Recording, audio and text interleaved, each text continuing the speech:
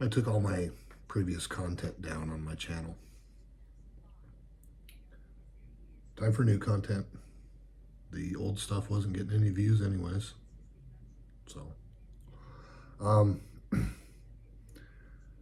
not going to try to make any kind of tutorial videos anymore. It's way too difficult for me to try to get decent footage to show you anything anyways. So, all I can really do is show you after I've done something and tell you how I did it and point you toward resources or like other videos, Substacks, things like that, where I picked up the information that I used to do what I did on my models. Yeah. I'm finishing up my Black Templars. I've passed the 2-year point on painting this army, and that's way too long. I really do paint slowly. I mean, I go months sometimes without painting. It just depends on how I feel, and I don't feel good very often. So, and here comes the cat. My cat always likes to come and bug me when I'm making a video. She figures, hey, you're sitting in that chair right there. You're not doing anything. Why don't you pet me? And I just have to kind of shoo her away. I don't want a cat in this video. It's bad enough I get cat hair in the finish of my models that I have to pick off. Really.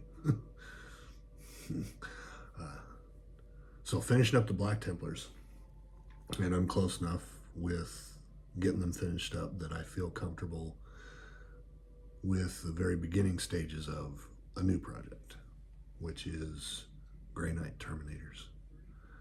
Circa 2008, I did not do the Leviathan Terminator Primaris beginning of the Terminators. I've seen the videos of people that have done that. I think they do look good when it's done. I am confident that I have the modeling chops to do something like that, but I just didn't want to. I got the 2008 firstborn scale Terminator dudes in. I looked at them and I thought they looked great, so I just built them as is. I don't need to Primaris beginning of them. Doesn't matter. My models, I can do what I want. But building them presents a little bit of a challenge when it comes to the storm bolters that are mounted on the wrist. And if you've ever tried to drill the holes on one of those and failed, you know what I'm talking about. It's kind of challenging to find the center of 2 holes in an oval shaped piece in a decent way. And models where they're drilled poorly. Yeah, I've done it too, but I laugh at other people that do it. So you don't have to do that anymore, because I want to show you something. I picked this up. Okay, so this is a 3D printed piece that has spots for all the different weapon types. Not all different weapon types, most of the different weapon types. There's no, you can't put a Gatling gun in this, unfortunately. You need several holes.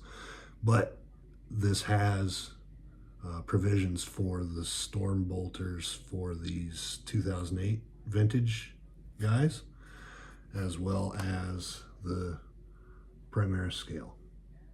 Okay, so look at how nicely those barrels are drilled. Okay, nice and straight.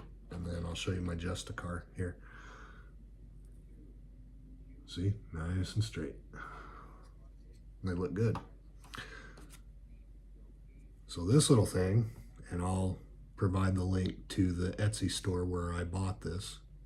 I think this thing is worth every penny. You're going to need a pin vise. You're going to need a pin vise and a selection of bits. You're going to need some pretty small bits to get through the holes in this thing. Okay. Like, what size do I have? I have a 0.8 millimeter bit in my pin vise right now. That's what fits through the holes, the hole for, what was I testing out here? I was testing out to that. I don't know if you can see that little bitty hole there in the front, okay? But drilled with this, it marks the exact center of the barrel.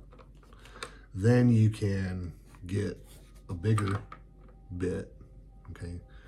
In this case, a 1 millimeter bit, and you can slowly gouge that hole out, drill that hole out. You don't even have to go all that deep.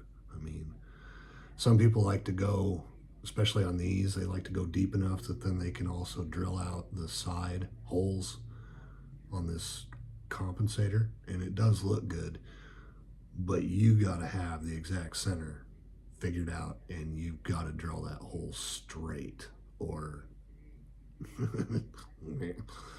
throw that one away. Get another out of the parts bag and try again. I've done it. You know, any foul up that you can imagine when it comes to building models and painting models and things, I've experienced every single boo-boo, mess up, foul up. I've done it. Okay, I have done it all. Y'all ain't showing me nothing new. I done seen it. So the Grey Knights. Let's pan down here. Hey, Grey Knights. All right. Yeah, that looks all right. So let me get my stuff out of the way here and put back in their little bitty baggies. Okay. Get you out of the way and get my bag of bits out of the way and get my folder of Grey Knight stuff out of the way. Okay, so let's see, how did that go? I base coated these in Army Painter Enchanted Steel, which is a nice dark steel color with a blue tint to it. It's very light blue, but it looks nice. Next was an all-over coat of Drakenhof Nightshade. Now, I didn't just slop it on heavy and hope for the best. I worked one piece at a time. So I did a leg and made sure that I put ample shade on without it pooling too much in low-lying areas, but still settling into the recesses. I wanted kind of a filter over the whole thing, and I did want shade in those low-lying areas, but I didn't want it just drowning in the stuff. So I handled the wash like you'd handle a contrast paint. So just, one section at a time, make sure you've got good coverage, and then move on to the next section. So the Drakenhof Nightshade was allowed to dry, and then I did a Zenithal highlight with the silver ink, an argent silver ink. It was very bright, very nice, and it was also very matte, which allowed me to put a second coat of Drakenhof Nightshade over that silver. So that gave me even more of a blue filter over everybody and gave me additional shade in some of the low-lying areas. And then that was allowed to dry. And that dried overnight, actually, because this morning I took the last of my shining silver from the Army painter. I mean, this thing's empty. And I dry brushed everybody with that. And it was, how do I want to put it? I made sure and dry brush thoroughly the top areas where you would definitely get light would hit, and then always downward strokes over the rest of the figure. So I made sure and get the back of the legs, the sides of the legs, the toes, you know, this toe, the top of the knee pad. I made sure to get the tops of things that would catch light. And the end result is, if you look at the figure straight on, okay, sorry, I'm gonna get you in frame here. If you look at the figure straight on, the overall armor has kind of a slightly blue cast to it. There is a brighter silver to the forwardmost areas, and the top facing areas you can definitely see a distinct difference between it and the low-lying areas. If you look at the model from above, then it looks silver. Okay, I don't know why I did that, but there it is. It looks silver. But if you turn the model the other way and you look at it from beneath, you see a distinct blue cast to that armor. So, mission accomplished. All right, that's the base coat. That's the armor did on my Grey Knight Terminators. Ooh, kind of stuck down there. So, yep. This is my Grey Knight's kill team. Okay. I will probably never play kill team.